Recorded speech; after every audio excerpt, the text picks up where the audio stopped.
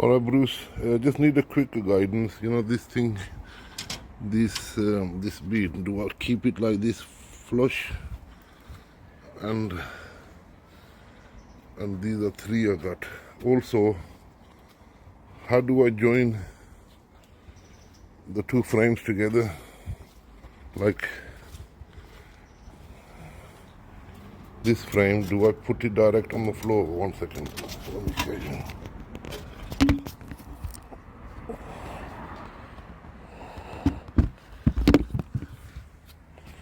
Okay, here.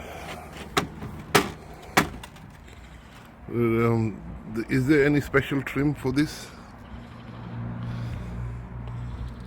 And also to join these together with the other frame, what type of special screws I have to use?